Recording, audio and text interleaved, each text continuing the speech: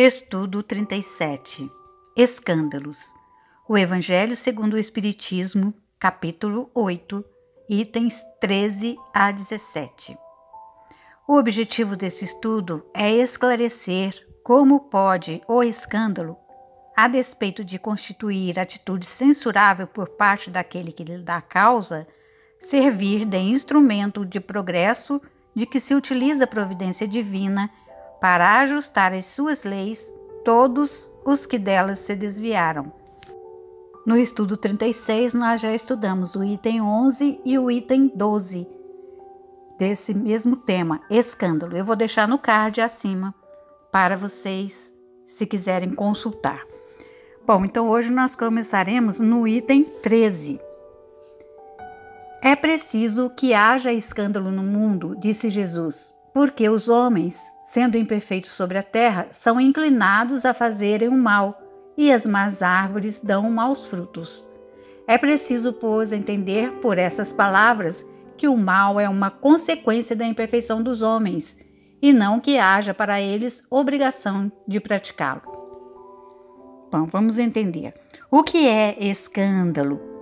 É todo procedimento contra a moral, é tudo que leva o homem à queda, a um mau exemplo, princípios falsos, abuso de poder, etc.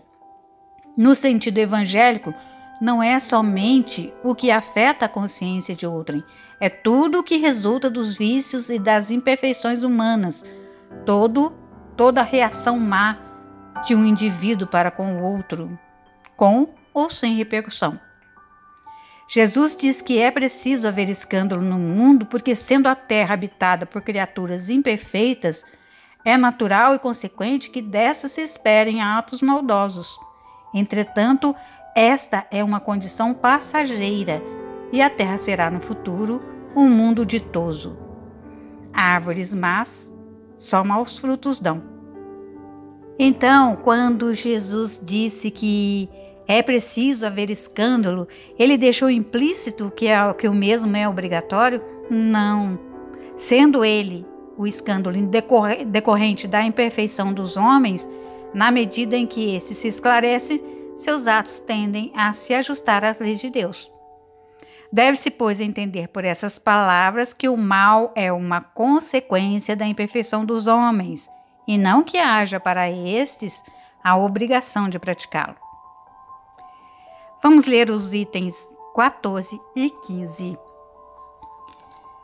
É necessário que o escândalo venha, porque estando os homens em expiação sobre a terra, punem a si mesmos pelo contato com os seus vícios, dos quais são as primeiras vítimas, acabando por compreender seus inconvenientes. Quando estiverem cansados de sofrer no mal, procurarão o remédio no bem. A reação desses vícios serve, pois, ao mesmo tempo de castigo para uns e de provas para outros. É assim que Deus faz emergir do mal o bem do mal. E os próprios homens utilizam as coisas más ou mais vis. Item 15. Se assim é, dir-se-á, o mal é necessário e durará sempre, porque se ele viesse a desaparecer, Deus estaria privado de um poderoso meio de castigar os culpados. Portanto, é inútil procurar melhorar os homens. Mas, se não houvesse mais culpados, não haveria mais necessidade de castigos. Suponhamos a humanidade transformada em homens de bens. Ninguém procuraria fazer o mal ao próximo e todos seriam felizes, porque seriam bons. Tal é o estado dos mundos avançados, de onde o mal foi excluído. Tal será o da terra quando tiver progredido suficientemente. Mas enquanto que certos mundos avançam, outros se formam, povoados de espíritos primitivos, e que servem, por outro lado, de habitação, de exílio e de lugar expiatório para os espíritos imperfeitos, rebeldes, obstinados no mal, e que são rejeitados nos mundos que se tornaram felizes. Vamos refletir. Por que é necessário que o escândalo venha? Porque, havendo o homem de expiar seus erros do passado, necessário se torna que ele esteja em contato com aqueles mesmos vícios causadores de sua queda, a fim de ser punido e para que tenha oportunidade de se regenerar. A reação desses vícios serve, pois, ao mesmo tempo de castigo para uns e de prova para outros. Por que Deus permite o escândalo? Em respeito ao nosso livre-arbítrio e porque sabe que pelo sofrimento resultante dos maus atos a criatura se cansará e voltará ao caminho do bem. É assim que do mal tira Deus o bem e que os próprios homens utilizam as coisas más ou as escórias. O mal deixará de existir na terra um dia? Sim, o mal só existe na terra devido às nossas imperfeições. Deixará de existir, porém, quando todos nos melhorarmos ou pelo expurgo para mundos inferiores daqueles que se mantiveram refratários ao Evangelho. O processo normal de evolução é através do amor. O sofrimento é apenas um recurso temporário decorrente do mau proceder dos homens. Vejamos o item 16. Mas, ai daquele por quem o escândalo venha, quer dizer, o mal sendo sempre o mal, aquele que inconscientemente serviu de instrumento para a justiça divina, cujos maus instintos foram utilizados, não fez por isso menos mal e deve ser punido. É assim que, por exemplo, um filho ingrato é uma punição ou uma prova para o pai que o suporta, porque esse pai talvez tenha sido um mau filho e fez sofrer a seu pai, e que sofre a pena de talião.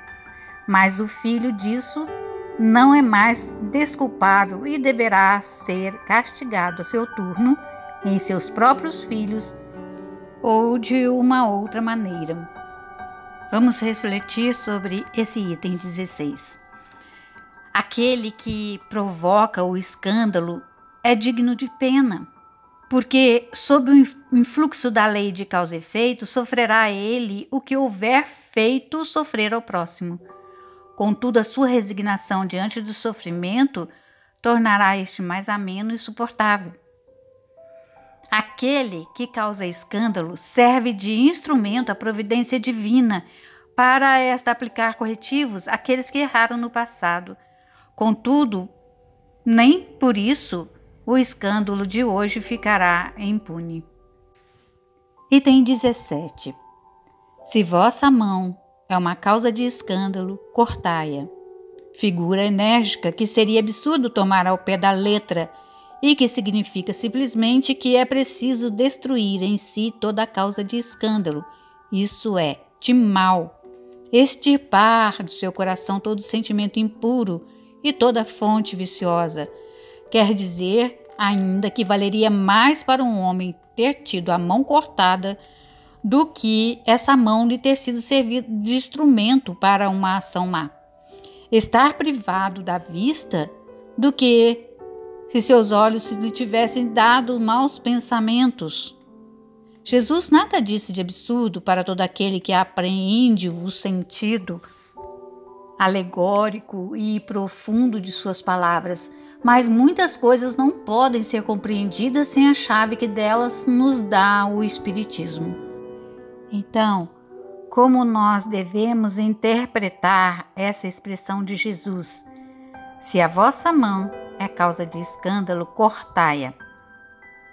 Sem desconsiderarmos que a nossa mão pode efetivamente ser objeto de escândalo, estrangulando, usando armas contra alguém, escrevendo algo pernicioso, etc.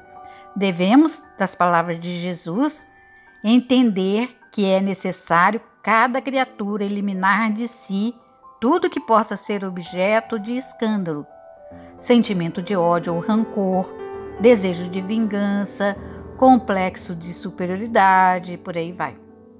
Jesus nada disse de absurdo para quem quer que apreenda o sentido alegórico de suas palavras.